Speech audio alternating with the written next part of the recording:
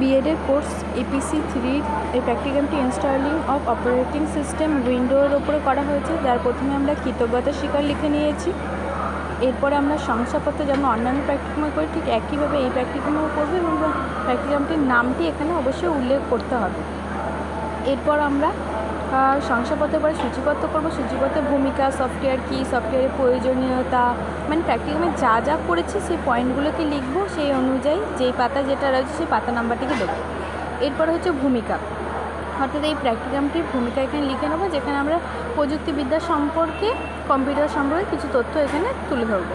এরপর হচ্ছে সফটওয়্যার কী, সফটওয়্যার কী কাকে বলে সেটাকে আমরা ছোট করে লিখে নেব এবং সফটওয়্যারে তারা কী কাজ হয় সেগুলোকে লিখতে হবে। হচ্ছে সফটওয়্যারের প্রয়োজনীয়তা, যে কম্পিউটারে আমাদের সফটওয়্যার কী কী কাজে লাগে সেই প্রয়োজনীয়তাটাকে আমাদের এখানে লিখতে হবে।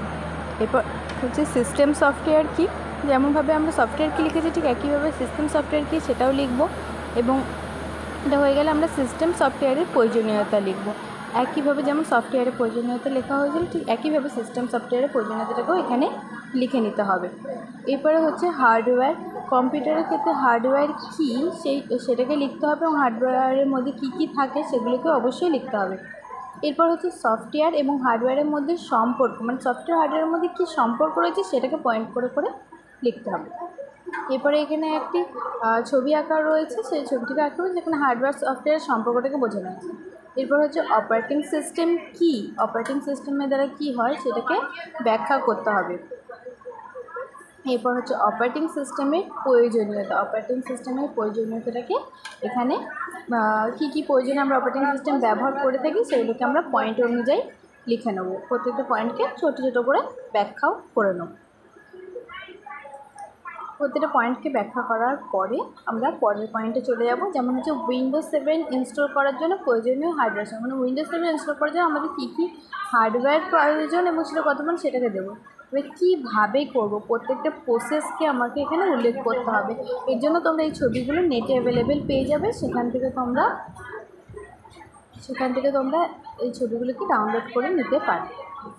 তোমরা আমার অন্যান্য প্র্যাকটিক্যামগুলিও পেয়ে যাবে এই চ্যানেলটিকে সাবস্ক্রাইব করে দেবে, তাহলে সহজেই তোমরা বিএডের অন্যান্য প্র্যাকটিক্যাম, অন্যান্য সেমের যেমন সেকেন্ড সেম, থার্ড সেম এগুলো অলরেডি আপলোড করা রয়েছে, তোমরা সেখান থেকে পাবে।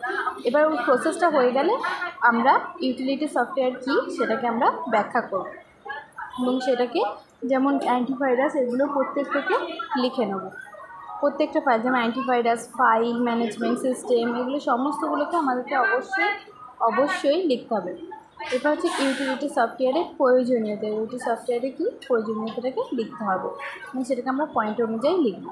এটা হচ্ছে বিভিন্ন ধরনের ইউটিলিটি সফটওয়্যার ও তাদের কাজ, মানে যে বিভিন্ন ইউটিলিটি সফটওয়্যারগুলো আমরা বললাম সেগুলোর কাজগুলোকে আমাদের প্রত্যেকটাকে লিখতে হবে পয়েন্ট অনুযায়ী এবং প্রত্যেকটা কী কাজে লাগে সেগুলোকে ব্যাখ্যা করতে হবে। যেমন দেখো এখানে disk management tool, disk clean up tool, ডিস্কের ডেভেলপমেন্ট টুল, ব্যাকআপ ইউটিলিটি, এই প্রত্যেকটাকে পয়েন্ট লিখেছি এবং প্রত্যেকটাকে আমরা ব্যাখ্যা করেছি। ব্যাখ্যা হচ্ছে উইন্ডোজ 7 ইনস্টল করার পরে ইনস্টল করার জন্য প্রয়োজনীয় সফটওয়্যার কী কী লাগবে সেগুলোকে দেবো। সবশেষে উপসংহার দিয়ে আমরা প্র্যাকটিক্যামটি শেষ করব।